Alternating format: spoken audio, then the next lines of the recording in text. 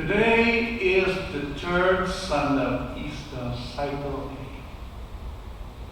A. We are still in the Easter season, and our focus is still on the risen Christ.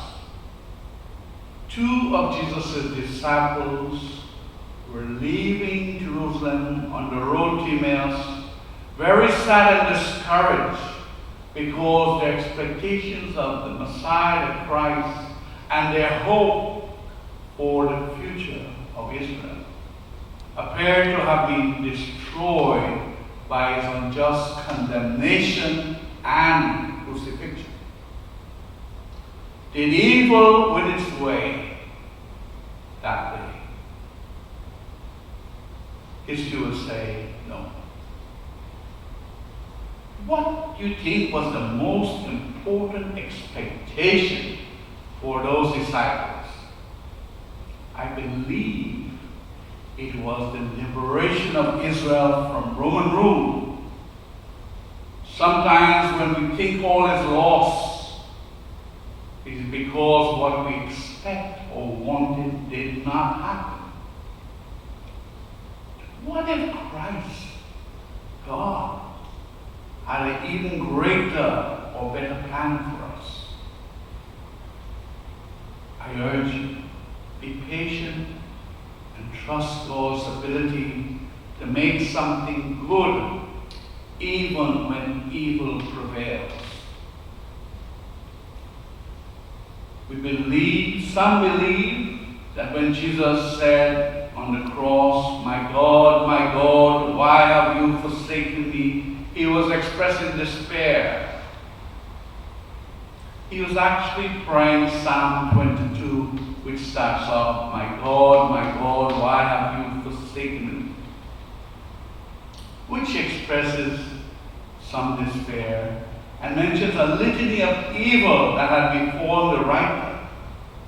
But the writer later encourages the reader to still hope in God and to believe that he will be vindicated.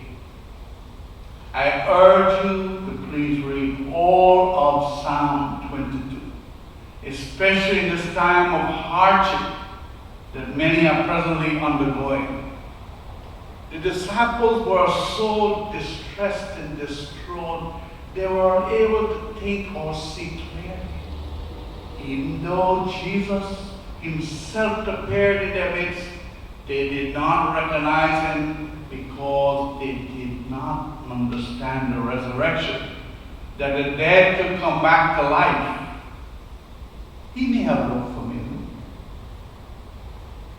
but without acceptance of the resurrection, they could not believe it was really Jesus.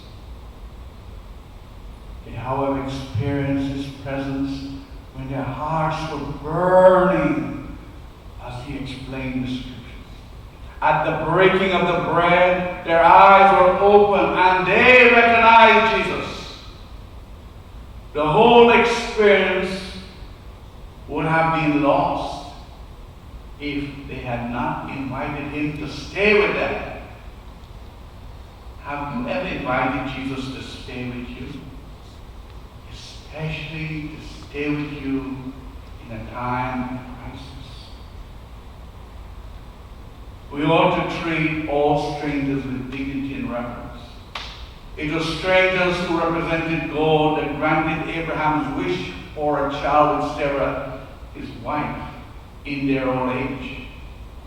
Jesus tells us that when we welcome the stranger with kindness, we welcome him, the Christ.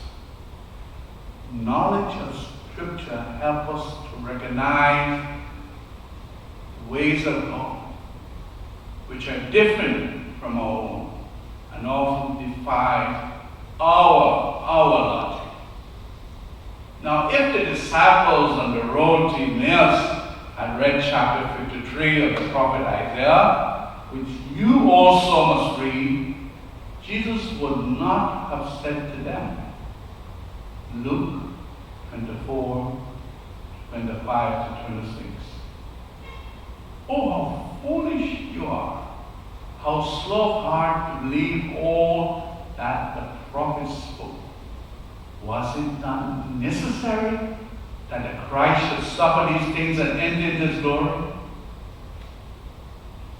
We have come to Mass to celebrate the mysteries of God with hearts and minds open to new insights, that we may experience more fully the presence of God among us, and to comprehend how much he loves us.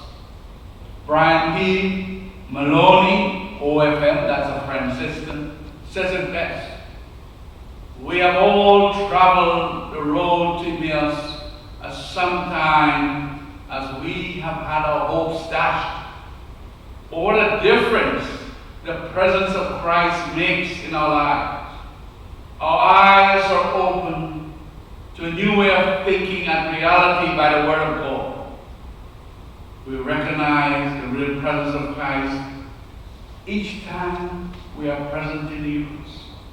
Christ is not just present. He transforms us, he renews us, he recreates us, as he restored hope and joy again to the disciples on the road to Emmaus. Have a safe and blessed day.